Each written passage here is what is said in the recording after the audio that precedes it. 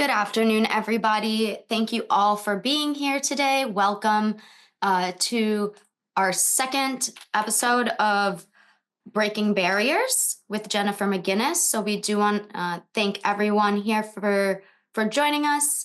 And thank you, Jennifer, for being here with us and giving us your time. Absolutely. So we're just going to jump right in today.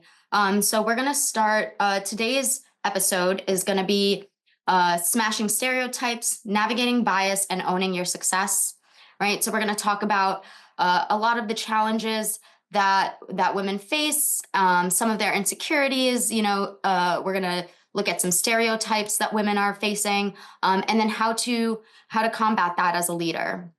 And steer your own success. All right. So before we get started, I'm going to have this QR code again at the end, but like we did in our last session, we'd love if you can give us your feedback. So the QR code to our survey is here. Like I said, we'll put it up at the end. But we do love to hear, what it is that you're thinking, what's helpful in these sessions. And if you think that there's anything else that we should be talking about, something that would be valuable to you. So thank you all for participating, and for everyone who did participate in the last survey. That was extremely helpful in shaping what the rest of this series is going to look like. So we appreciate everyone who did participate in that. And just to go over who we are, so we're going to reintroduce ourselves. I am Melissa Pianin. I'm the Executive Director for the Mortgage Women Leadership Council. I help organize all of these events to bring them to you, as well as just some administrative back end. And then we have Megan Golden. She is the brains behind all of the communications that go out to all of you. And then Jen, if you want to give a quick overview, who you are and what you're doing here. I'm Jen McGuinness. I'm the CEO of Pivot Financial. And, I've said this before to you guys, why am I qualified to, have this conversation? Because over the course of more than 25 years, I have been through it all, seen it all, screwed it up, maybe done it well, etc. And, hopefully giving some feedback here will be helpful. You can see from the screen, and if you go back one, Melissa, if you don't mind, we're a multi-channel firm. So we are an asset manager that also does breach defense, litigation support, diligence and servicing, and structured finance, but we're also an aggregator of mortgage loans. And for those of you that are on the front end, origination, retail, wholesaling, correspondent, over the course of my career, I've actually managed all of those divisions, and also been an underwriter and a reverse underwriter over the years, so I can relate. Away from this, I have 25 years in this laundry list of items that they have here on the screen. But at the end of the day, in every role I've been in, no matter what the job title, really my job role has been the details. Okay, how do we go about things? How to get the best execution? How to start something, refine it, etc. So that's really what my background and core expertise is, and in full life cycles. So origination, servicing, asset management, and structured finance. So that is where I sit in the mortgage universe. Thank you so much, Jennifer, and we're really glad to have you here. So we are going to get started. I do want to encourage everyone who's participating. You do have the autonomy to unmute yourself. If you wanted to participate, you can always, participate through the chat. But we do want to make sure, we want this to be as engaging and as valuable to all of you as possible. So, let's have a conversation. We don't want this to just be Jen talking at you, or Jen talking, just to Megan and I. So if there's something that's relatable to you, or if you have any questions, or you want to clarify something, feel free to just, raise your hand, and then we'll call on you. You can unmute and we can just, we can talk about it. But as always, if you're not comfortable doing that and you want to leave it in the chat, you are able to do that as well. Okay. Yeah, and I would say, I'm a big fan of interactive. I see some familiar faces here. And, don't be afraid to ask questions. I answered them last time, I'll answer them again. And, if I don't know the answer, I'll be more than happy to follow up with you once I figure it out. So, How would you like to get started, Melissa? So I'm just gonna I'm gonna get started. All right. So why don't you tell us, Jen, what are some of the common biases that women are facing in the workplace? And what are some ways that you've been able to recognize them and then maybe combat them? But let's start with what those biases are, and how to identify them. Okay, well, if you could flip to the next slide for me, because I'm a Mhm. visual person, so I always like to have some visual aids to look at here. And as we jump into some of these, and you guys can read through all of them, here's the thing I'm going to put out there for you to consider. Are the people or the structures that may be, reacting in a biased way, are they doing it surely and knowingly, or are they doing it in what's called an unconscious biased way?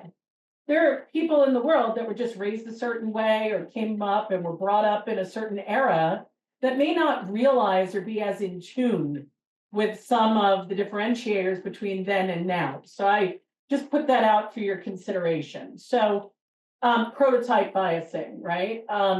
You know, only certain people or the way they are or what they do or the degree they got are going to be a fit for certain roles. Okay, stereotyping. Stereotyping, a good example is that men would be better as a doctor and women are nurses, right? So we want to think about stuff like that. The bandwagon effect. Are you your own independent person and an independent thinker, or are you someone that, because the herd, for lack of a better way of saying it, thinks that something is a good idea within your organization, gets on literally the bandwagon with the herd? Beauty bias, okay? I have never been the best dressed person in any one of my job roles. As a matter of fact, I've been quoted many times and had many discussions over the years about if everybody could wear jeans to work every day, your productivity would increase exponentially. But there are certain beauty biases, both male and female, about how do people look, how do they show up, how do they, come. From a female perspective, generally it tends to be more work for what our beauty ideals are that have been handed to us, whether it's in magazines, businesses, etc. Are your nails done? Is your hair dyed? All these different things. Is your makeup on? Versus if we showed up in yoga pants with, a pulled back ponytail and no makeup, we may be perceived differently. Men are perceived differently as well, depending upon what they're wearing, if their hair is cut, etc. So I want to be clear that beauty bias can go either direction. Regency bias, basically is more about, older data versus newer data, and are people, evolving with the times. Okay. Implicit bias, how are they going to make decisions? There's an age bias. There's the halo effect. Their particular thoughts of what that person is on a pedestal, a candidate, is going to be the reason why that person and only that person can be hired or actually promoted. Anchoring bias, they're really, really great at one thing, but they can't listen.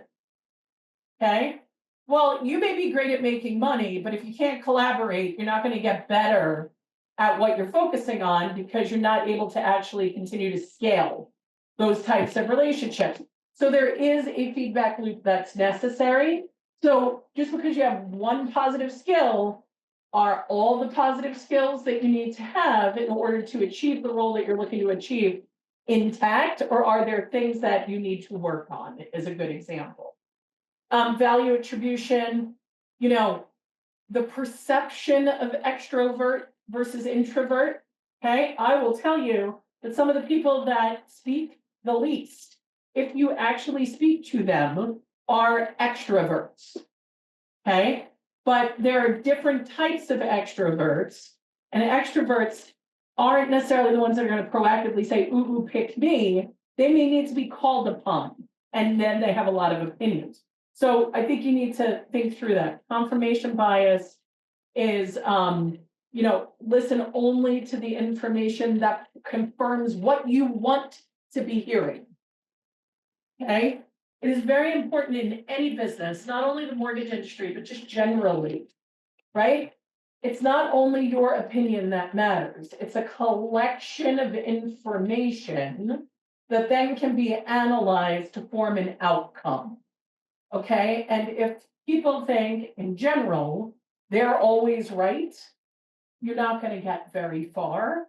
Because I'll tell you straight up, I look at my entire staff and I tell them, I don't care if you're the executive assistant or the head of credit, right? If you believe we can do something better, you have feedback or whatnot, I want to hear it. And if I think that what you're saying is correct, we're going to use it, right? If we believe in general, after team analysis, that it's not correct, we're going to actually have that conversation. We're not going to just say no. And I think that that's the way that you foster a culture that allows for growth, allows for conversation, etc. Okay. I think we can, is there any other, you have any other additional questions here, Melissa, or we're gonna keep going?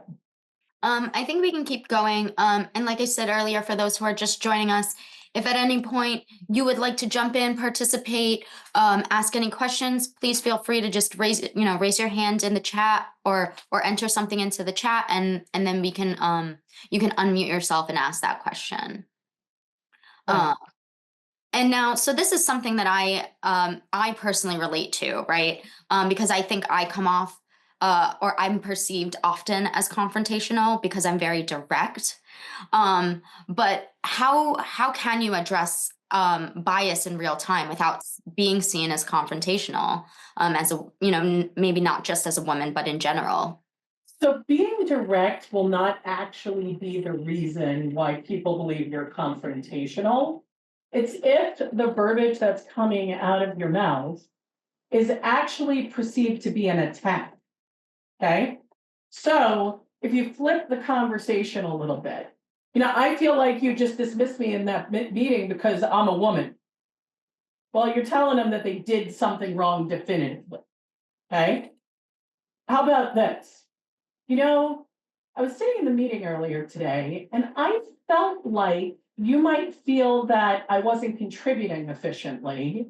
So it seemed like you were discounting some of, what I was trying to say. Is that what happened or did I misinterpret that? Okay. You're actually getting to the same place of what you want to know. The difference is you don't immediately have the other person's backup like this. Wait a minute, I'm being accused of not caring, or of doing, something that is biased to you. They feel like you're being confrontational that way. So don't accuse, ask, okay? Inquire, right? And if you do that, you'll actually get somewhere versus, why were you being mean to me in the meeting? And they're like, I don't even know what your version of mean is. Does that make sense? You have to say, I felt like this occurred. Is that what the intent was? You know what I mean? It's not being, you're not being cute. You're not being manipulative. You're actually asking the question, is the way I felt what you intended me to feel?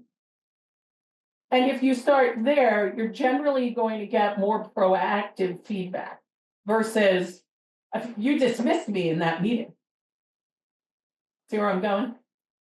Absolutely, yeah. I wish I talked to you 10 years ago in my career. Well, guess what? You can start anew today, right? Right. And that was something that I had to learn to do.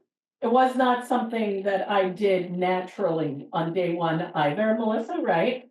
So, it's a learned feature. For sure. And is there anyone in the audience who has a similar experience or can relate to that and would like to speak to that?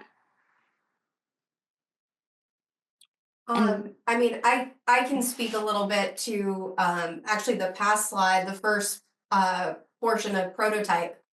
My job before this, I was on an entirely male team except for myself, and got put into the role as being the liaison that communicated between, other departments. And instead of being like, you're good at your job, you're good at relating to people in different departments, you have good organizational skills, you will help this process be more efficient. It was played off as because I was the only female, I was much more approachable. So it discredited my abilities, and put the label on it because that I was a woman. I was better suited for being the communicator. So So can I ask a question? yeah, Did they tell you that? We decided to put you in this role because women are more approachable. it it was said in a joking manner, and also a little bit to the detriment of some of my male colleagues, where it was like, oh, so and so is at the same level of you, but he's a little bit of a hothead, and and it was kind of outwardly said in a joking way that part of it had to do with me being like the female, or like more of a motherly type of figure, like easier to uh, be approached for the other departments than these And hot. if you think about it, with what you're describing, they actually give you a backhanded compliment because they Yeah. were actually talking about a male colleague of yours being hot-headed. So they wouldn't necessarily present as well as you. So that was a compliment. But you're more nurturing because you're a woman, right? It Yeah. really should have just been that your approach is more collaborative. And Yes. therefore, we believe you'll be more successful in the role. But again, I think reflect on that and say, was this consciously being biased to me? Or was this what people don't always realize is unconscious bias, which is I was actually trying to compliment you by giving you a scenario piece of feedback, but I didn't realize that I made you feel less than by bringing up your gender. Yeah, it was almost like, here is this kind of promotion situation, and an excitement that was taken away by that comment, where it was like, oh, this is great, like I got more responsibility, you think I'm good at this, but now you're kind of taking that away from me by labeling me, a woman or more motherly than the guys. So it was, yeah, it definitely, I know it wasn't intentional, but it was hard to accept it, and kind of figure out, like, it took away from that role that I received. But in that moment, could you have possibly said, I'm just going to call it colleague one because I don't know the people's names, right? Let's just call it Bill, right? Yeah. Bill, I really appreciate the fact that you think I'm more level-headed than some of the other team members. And therefore, I'm going to be, able to achieve a better output through being client-facing or whatever the concept is, right? Or, managing certain components of the business line, right? But I don't actually think it's because I'm a woman. I think it's because I've refined my communication skills. Mhm. And what you would have done there is you would have actually pointed out to the person that probably didn't even think about what they just said. And they would have said, oops, yeah, you're right. And maybe that wouldn't happen to the next person. Yeah. No, I second Melissa, and I wish I had this 10 years ago. Well, then start today, right? Yes, I'll start today. Listen, if you don't have something before, it doesn't mean that you don't have it now, right? So you can use it and go forward from here. Awesome, thank you. And Absolutely. one more thing before we move on to the next slide. On this same, breath of being confrontational, what are your thoughts, Jen, on I know a lot of people, instead of wanting to come off as confrontational, won't say anything at all. Right? Something will happen, someone will be their their feelings will be hurt, right? They will experience some sort of bias, and instead of trying to come off as confrontational or coming off as needy, right? They don't say anything at all. They swallow it. What are your thoughts on that? So if you're in a situation, an organization, a role, be it in life or in business, and you have feelings about how things should actually be, how are you ever going to create the situation that you believe you should be in if you stay silent, right? And you don't necessarily need to approach it immediately in that moment, you could bring it up in a conversation a couple days later and say, hey, I wanted to just run something by you, right? This is what I, felt like the other day, but I'm just trying to find out what is really, the company culture thoughts on this, right? I just want to make sure that I understand what the expectations are, for the organization at large. That's a little bit different than, I'm going to use like a overly dramatic example. You were mean to me today, right? Like, it's a little bit different because now you're saying, hey, I want to make sure we're level set on expectations, right? What is your expectation for the organization? And what's your expectation for the level in which I live in that organization, right? And do you feel like I'm gelling, right? And it gives your supervisor or your coworker, whoever this is relevant to, the opportunity to honestly answer your question. Because you're not just saying you were mean to me, you're saying, hey, what do you think we're supposed to be? And how do you think we're supposed to be doing it? I think that's a really great way to address that. So thank you. So we're gonna move I on. do want to address one more thing here. Of course. Let's flip this though. What happens if you're confronted? Okay, so something happens, you're now bringing something up in the manner in which we just generally touched upon, and someone just starts yelling at you. Okay, and I was raised on a Wall Street trading desk. That can happen. Okay, so and I'm not bastardizing trading. It can happen just if someone's having a bad day anywhere, even if they run a pizza parlor, right? So what happens if you're now in a situation that you're feeling attacked or confrontational human is coming at you, right?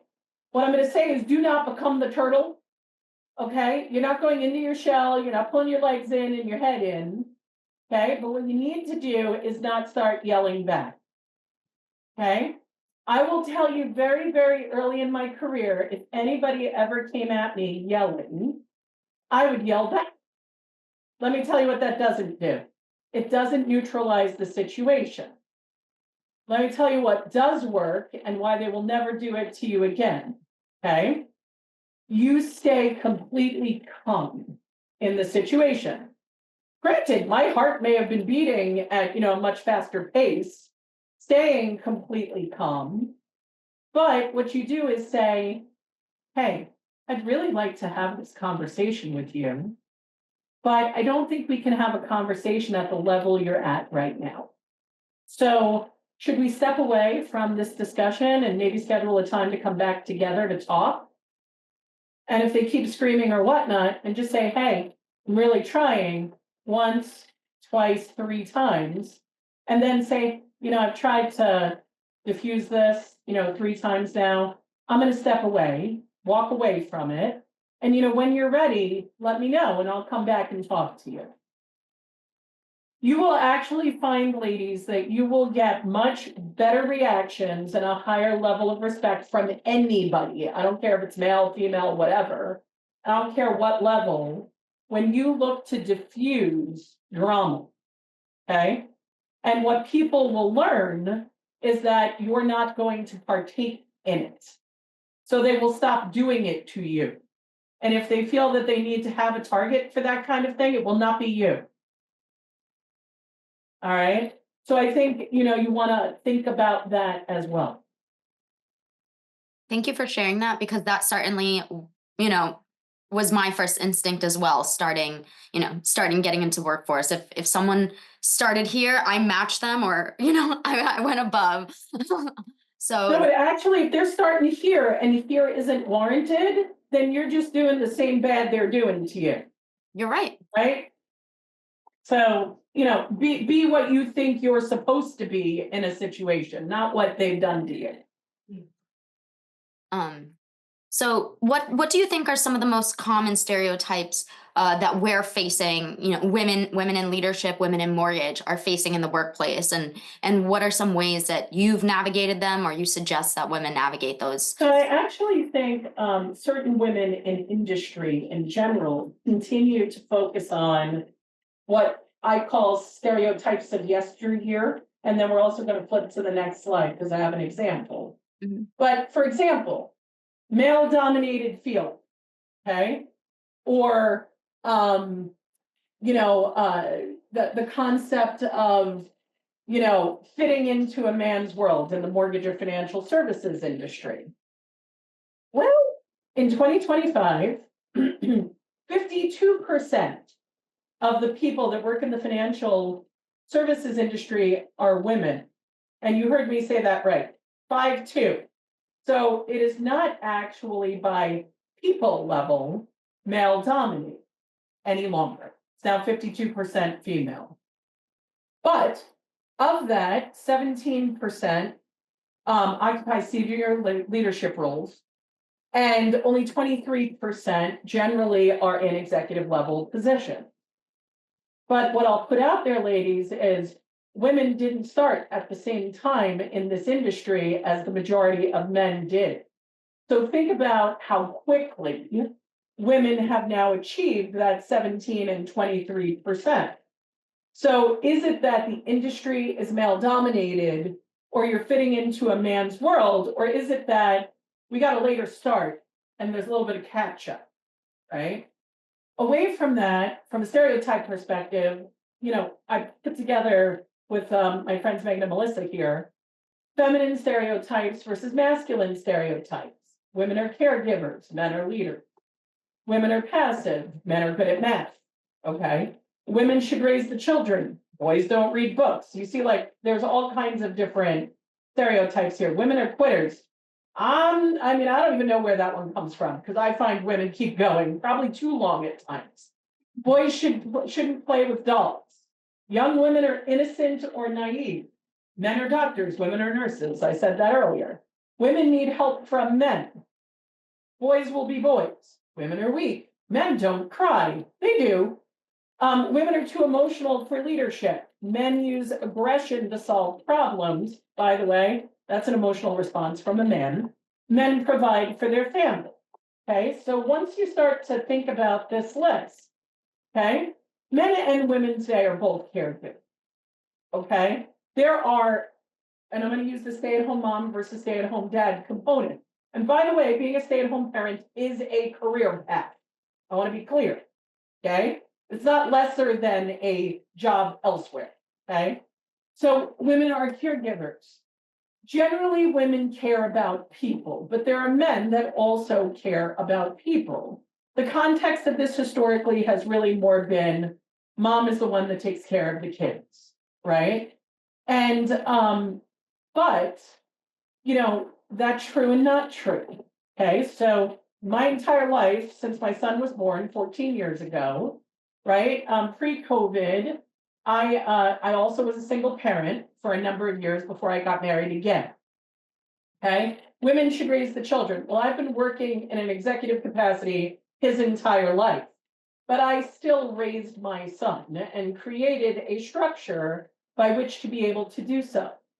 Okay, women are caregivers. I am a caregiver, but I'm also an executive in financial services.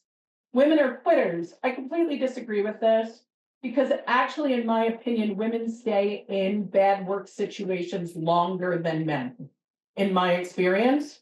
And I have counseled many women in the industry, why are you still there? And a lot of the reason is, well, because I need my paycheck.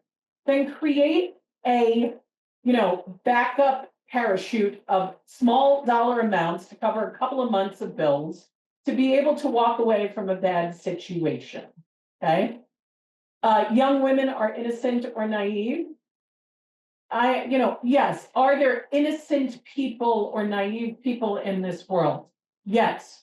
Are women generally in carte blanche all innocent and naive? I don't like the word innocent. Naive, everybody is naive until they get some real world experience or education on subject matter.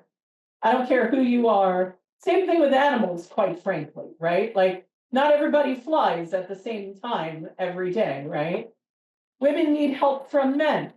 Okay, well, today you still technically need a baby or a sperm donor, a man or a sperm donor to have a baby, right? But the person who's having the baby is the woman, right? So I think, there's that. I actually think this goes both ways. Men and women need to be there for each other. Okay. Why? Through collaboration, you can get perspectives. Okay. The manner in which you see certain situations may be different. No matter what your background is, no matter what your gender is, no matter how you identify, no matter what your racial background is, your educational, your socioeconomic, it brings differentiated opinions of how things are viewed. Okay. Women are weak. I don't know a lot of weak women. Okay. And I think that is a very generic term. Women are too emotional for leadership. I'm going to attack this one. I have been told many a time, right, why women do not advance from a man's point of view in financial services. And what they say is, we're not comfortable when women play the woman card. And I go, well, what is that? Okay.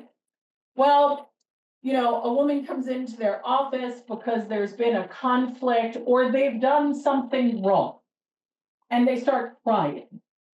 Okay. And they don't know what to do with that. Okay. Now, it may be the right reaction, but they don't know how to handle that situation because, for example, maybe a man in the same situation would have come in screaming, but they're actually more comfortable with screaming than crying. Okay. And a lot of that is not necessarily a man's fault. It could be, how were they raised to perceive such things? Were they actually told by their, different generational parents? And I have them as well. My parents were definitely the boomer throwbacks, right? And, were they taught that you're not allowed to do this? If this happens, it means you did something wrong. You're supposed to be the primary breadwinner in your house, and all of a sudden their wife is. You see where I'm going? And there are the things you were taught and the things that you need to learn yourself, right? I'm a big fan of saying you are who you are because of and in spite of your parents. Okay? You've got a baseline training, they've given you, what that is, but then there may also be things you didn't necessarily agree with, and now you need to become your own person, right? But that is one of the biggest things that men in executive leadership will tell you. If a woman is crying in my office, I don't know what to do with it. And they see that as playing a woman part. So just think about that idea, right? It doesn't make it right, but I'm just giving you some context that I've actually been told. All right. Men are leaders, men are good at math, boys don't read books. One of my favorite ones is men don't know how to multitask, right? And women do, right? True or false, depending upon which man and which woman, right? My husband will kill me for this, but he's a terrible multitasker. If you give him more than 3 things to do, he's gonna his head's gonna pop off, right? I could have 22 of them and be perfectly fine. Stop, number 19 and go back to number 3 and be exactly where I left off. But you can also have the inverse of that in a relationship, just to give you some context there. Okay. But at the end of the day, no matter what these stereotypes are, okay, pursue the career you want anyway. Even if everybody else is telling you not to do it, if you have a dream job, a dream role, go for it. But gather the evidence that you need to understand what it takes to get there. Okay? Don't throw back on outdated biases or stereotypes or even the ones that aren't in this discussion that you're coming up with right now in your head. When it comes to leadership, be the leader you want to see.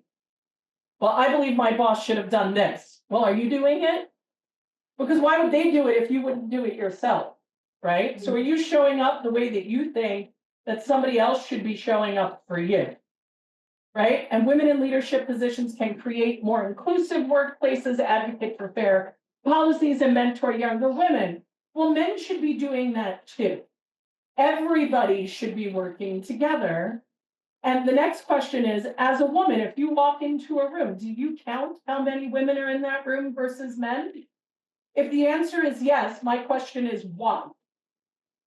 You're all just people.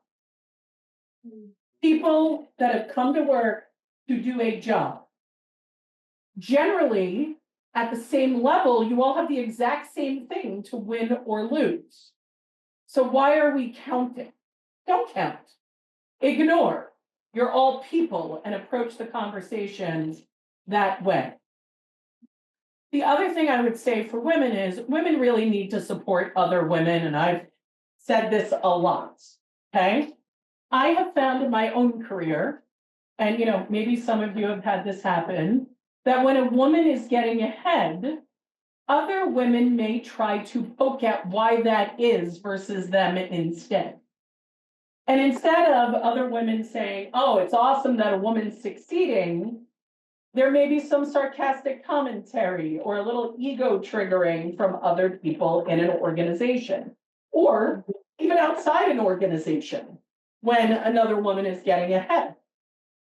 One of the best ways to break the cycle of stereotypes and bias is to lift up other women and empower women within your workplace. Now, I'm going to tell you, you should empower the men that deserve that empowerment too.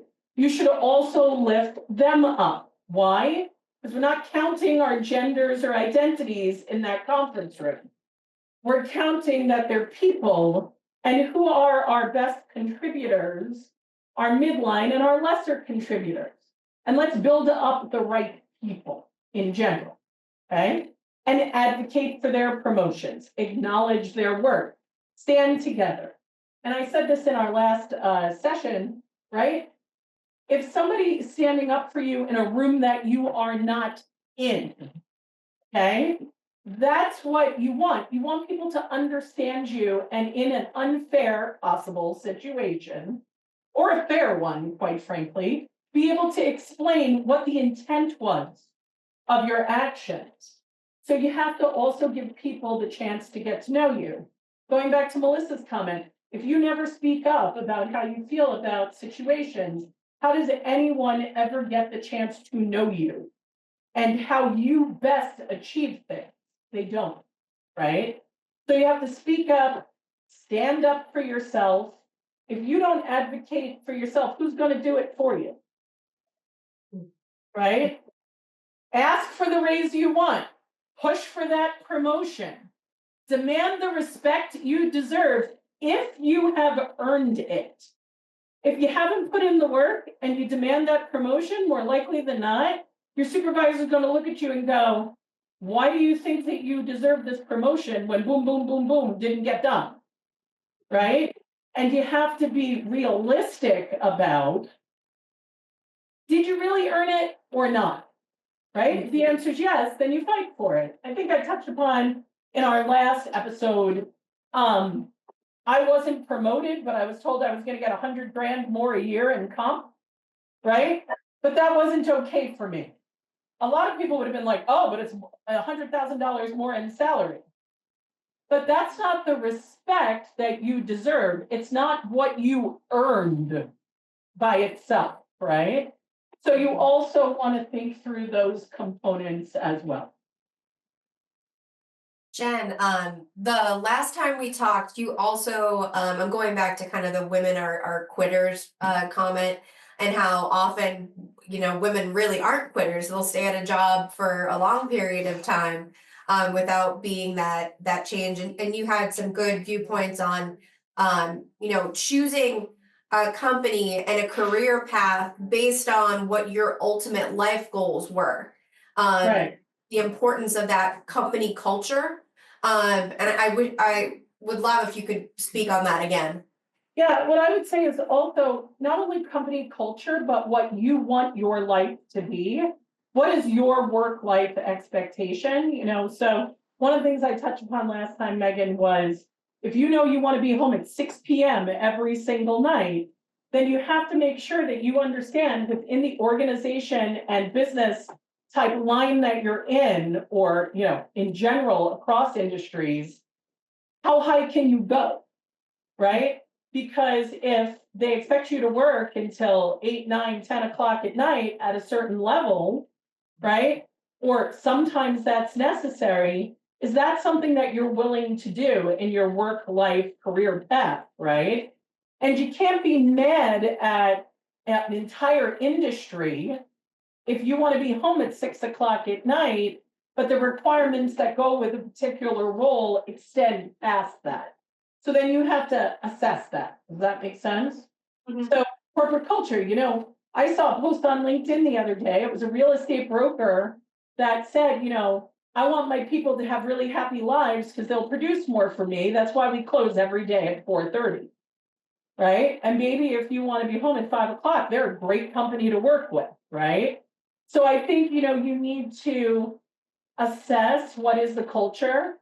Generally speak to people that work within an organization that you may have interviewed with or are considering interviewing with to find out if what you will be told on the hello is really what happens once you're in the organization.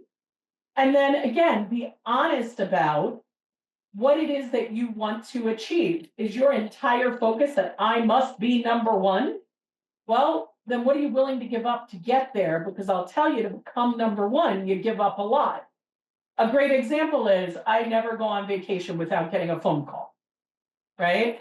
I'm never 100% unplugged, right? I dream about the day that I put my smartphone under a bus, and I'm not answering emails at 10 o'clock at night if it's necessary. And that's not an everyday thing. But in this world of electronics, right, and issued phones or, work profiles and things, that's really real the more senior you get. I mentioned in something recently that when I had my son, and again, it was 14 years ago, my bosses looked at me and said, can you still be available for calls or touch bases or whatnot during maternity leave? Right? And my answer was absolutely yes. And the reason why, now that didn't mean I was going to work full days, right? I'm having a baby, it was my first child, etc. But I knew that in the role that I was in, it was not reasonable for me to go dark for the entire duration of time because I was in a senior role and decision making in that role would cause impact. Okay. So it wouldn't have been responsible for the company to let me go completely dark. It also would not have been responsible for me in my job role to be completely dark. Now, there are women that will say, well, that's not fair, and that's against, certain labor laws and all these other things. Not really, right? Again, you're owning what you wanted to achieve, right? And if you're proactively agreeing to a request, I could have said no, right? But I also understood the role that I was in and the impact of that role, right? So I think that's important as well. You have to design the life and the work that you want. I will tell you that I counsel my son not to be number one, okay? Although he is the overachiever of the century, the president of the National Junior Honor Society, right? He's in robotics, he's in all these different things. And the reason I counsel him to do that is 25 plus years later, hindsight 2020, I may have had more free time and a better life outside of work if I would have taken slightly a different path, right? So I now have those conversations with my son and say, hey, if you did it like this, you'd still end up generally with the same income, generally with the same respect, blah, blah, blah, but you'd actually be able to go on vacation and be left alone for 5 full days, right? So, you want to have those conversations. And ladies that are, more junior, mid-level, et cetera, as you're coming up, have those conversations with your leadership. You were my age once in this role, right? Should I want to be you? Right? If a member of my team asks me that question, depending upon who they are, my answer is going to be yes or no. Right? So, you want to think about that as well and reap the benefit of the people that have had those life experiences. Thank you, Jen. So when you've touched on a lot so far, and a little bit of this as well already. But when you're facing stereotypes and bias, what are some strategies that you can use to advocate for yourself, right? I know you talked about speaking up and being direct, and the way you can frame frame those questions and frame your the conversation. But do you have any other strategies that you've used personally? Yeah, I mean, so I'm a big fan of assess yourself and assess the situation, right?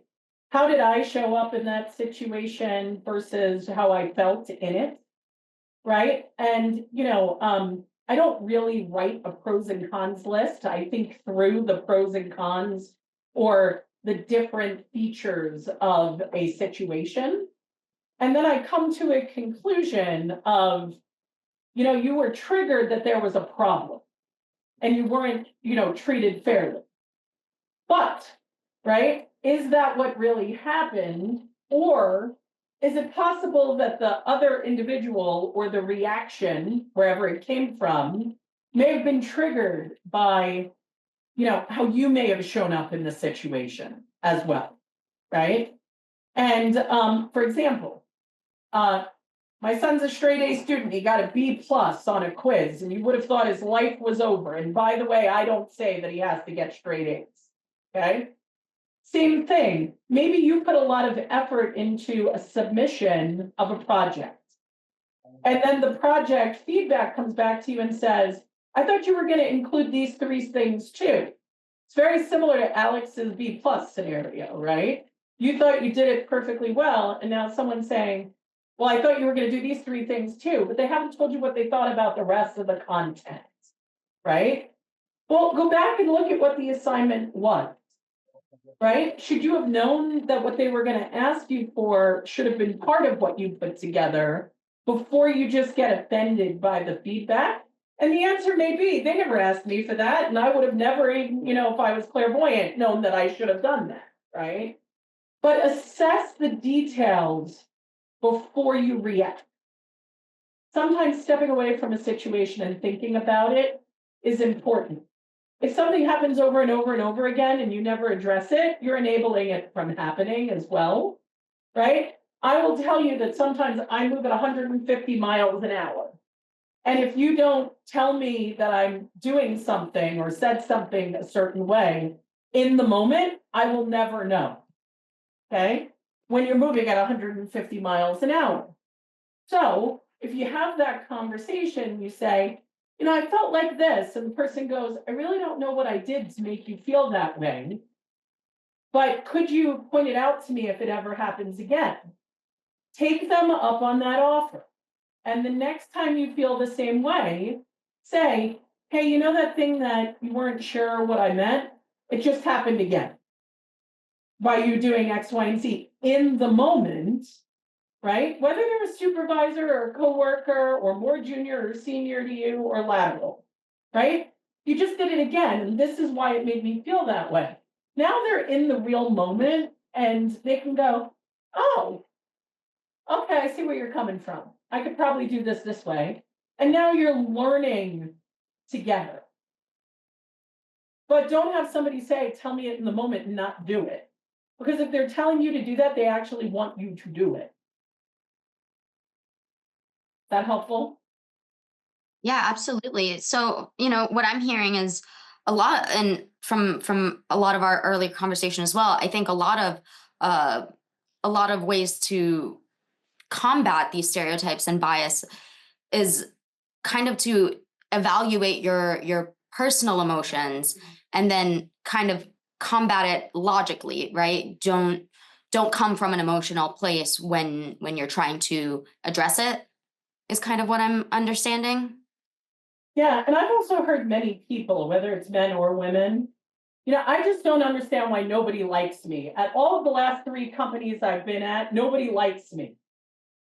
Okay, is it them or is it you? If you've been in 3 different cultures, 3 different roles, and the exact same thing happens over and over again, is it everybody's against you, or is it possible that maybe there's something you're doing that's making people not like you generally, or something more, narrow than that, right? And again, you have to be willing. everybody can draw a conclusion and accuse everybody else that the world's against them. But what really brings power is being able to understand, what is it that I could do better?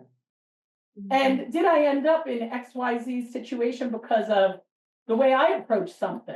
And the answer may be no, but at least have that discussion with yourself and think about it before you just say, everybody's mean to me at 3 different jobs, right? Have that discussion. The other thing is, acknowledge what you have achieved. Women in general do not give themselves enough credit for the things they have accomplished, right? I think in the last discussion, I said I had earned the right to just say yes or no. And because I listed all the details I looked into, people thought that I was egotistical. No, I just wanted to make sure I didn't miss anything, right? But at the end of the day, right, people took it a certain way, okay? So you have to also know what you've already achieved, okay? You know, I say regularly, yeah, okay, I'm in this industry for 25 plus years, but my personality is generally the same as when I was 18 years old. And it's true. The difference is I just have more life experience, right? And I've learned how to navigate situations differently. Thank you. And do you have any advice for, this is another one I can relate to, advice for women who feel pressure to soften their personalities or be more likable, right? I think this does go a little bit hand in hand with coming off as confrontational. And this was actually a conversation that I had with our current boss, right? Knowing that my path in the company is, you know, I asked if I needed coaching to kind of like soften myself and be a little less gritty, as some might put it. And I'm grateful to know that the answer was no, and that, you know, the reason I am where I am is because of my personality and who I am. But I think in many situations, I have been perceived as a little too maybe confrontational or a little too aggressive, where I have, you know, had a second thoughts about, you know, what I should be doing to be more approachable to people, or, you know, not be come off as aggressive. So what are your thoughts on that? What advice do you have? Yeah, so do I seem soft to you? No. Right? Okay. So it's not that you should feel pressure to be softened or not be black and white or whatnot. It's how you go about things. And if you flip the script, right? So you say, you know, some people have felt that they're in a confrontational situation with you. All right, well, if you play back in your head the words that came out of your mouth, can you understand why they felt that way? And maybe if you would have started the discussion with, good morning, how was your weekend? And then said those exact same words, they would not have felt that way. So, but your voice tone didn't change, your content's not different. It's just how you showed up for the conversation, right? If all of a sudden I started talking like this, softer, right? People would be like, oh my God, what happened to Jen, right? So it's not about soft, it's about what are you saying? And how are they hearing it? And are they only hearing it, or are they listening to what you actually said? Remember, if you know that you're about to walk into a hard conversation, so do the other people in that room, whether it's one or many. If they haven't already triggered, and I said this in our last session, their inner dialogue about the conversation, or about you, quite frankly, or anyone else, they're not necessarily going to be listening to what you're saying. They're going to be hearing what's coming out of your mouth in concert with whatever scrambled egg version of inner dialogue they have, right? So it's always best to de-trigger how you think you feel about something before you walk in a room. And I told you guys that my thing is music, right? I listen to music, right? But what I'm saying is show up ready to have the conversation, don't show up knowing what the conclusion already is, or just cancel the meeting.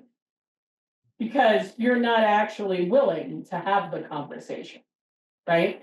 So I think it's not so much about feel the pressure to be softer, it's how do other people perceive the manner in which you're speaking to them or presenting yourself, right?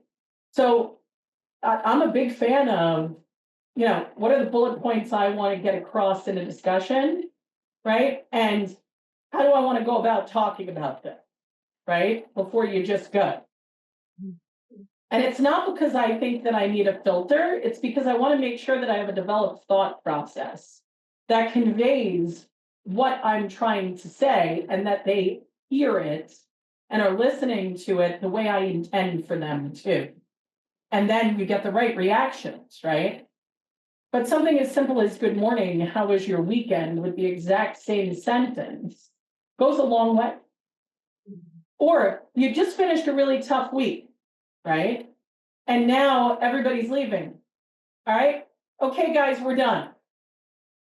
Well, your team's been working their butt off all week, and you're the leader of that team.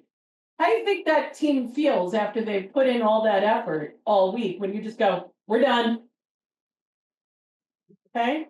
How do you think that team's going to feel if you say, guys, you know what? I really appreciate the extra effort this week. We made it through a tough one. We've achieved a lot, even if there's 90 things to still complete. Right? And I think everybody's earned a great weekend. Very big difference, right? And if the boss that you work for or your coworkers go, we're done, right? And you get triggered by it, go, hey, FYI, all 10 of us really worked our butts off and also worked an extra 20 hours this week or whatever the context is. You may want to just say, have a great weekend to everybody. Again, feedback loop. What do you need from your coworkers, your managers, et cetera? I think that's a really great way to look at it, Jen. So we do have just a few minutes left to this session. I did want to open this up to anyone if anyone would like to take a moment to unmute or drop a question in the chat. Please do take this couple of minutes to do so.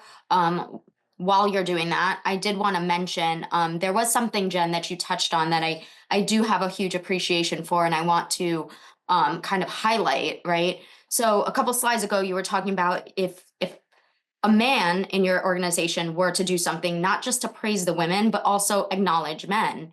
And I think that's a really important thing, not just to remember, but I think for the council as well, right? I think it's often seen that women's empowerment and these groups, right? These women empowerment groups are like a bash men session. And I think that's been something that we are trying to get away from. So I appreciate you saying that, and I hope that we're doing the same thing as a council to still, we are here to uplift and support women, but not at the detriment of men. We do believe that. And maybe consider adding that to the dialogue from the council, right? If you look at, how I promoted this session, right? I very clearly said, although we're doing this in collaboration with women, all people are welcome, right? Because I'm not doing these sessions because I think men are less than women. I'm doing these sessions from the aspect of I am an executive level woman, and to give, some life experience as an executive level woman to people in general, right? In collaboration with the Mortgage Women's Leadership Council, right? So I think that that's important. But I've also said a million times, I have mentored men and women, right? I've worked with every type of person, no matter how they identify, right? And done it well. And everybody can do that. So perspective is important, right? Men may not think that you're an equal because you may not be conveying that you think they're equal to you either. I really appreciate that perspective. Did anyone want to take this last minute to ask a question or chime in at all? Okay, so Well, if anybody has a confidential question that they want to ask, feel free to reach out to us separately. I will say that I did get some independent reach out following our first meeting. And I answered every single one of those. So feel free, whether it's to the three of us or to me or one of us, to reach out to us. Megan and Melissa, I'm sure you're open to that as well, right? Of course. Absolutely. Yep. And as always, these meetings are being recorded and will be added to the multimedia page on your member account. So you can always access this, and Megan will also be sending these out to all of the registered members so that you can, go back, watch it again, rewind any parts that you thought were important to you. I do have the QR code up, so if anyone wants to scan the QR code for the survey, please go ahead and do that. And then I just And have note that I do not offend easily. If you think there's something that I can be doing better or give you in these sessions, please tell us. Yep. And I also don't offend easy. So if you think I could be doing something better, please, I won't be offended. I'm here for all of you. I really want this to be valuable to all of our members. So just just a couple of quick updates. We do have some really exciting events coming up. So our tech working group is coming up next week, April 10th. The next episode of Breaking Barriers will be May 1st. And then we do have a really exciting in-person conference. It's Mortgage Star West. That is, we partnered with Originator Connect Network at the California Mortgage Expo. So that's going to be a really great half-day pre-conference event. And just a big reminder, our national conference in New Orleans is July 9th this year. So please do go ahead, get your registrations in. And we would love to see you either in Irvine, in New Orleans, but if not, at the very least at the next virtual event. Come meet us in person. All right. Thank you, Jennifer, for everything. And thank you all for joining us. We will see you at the next Breaking Barriers episode.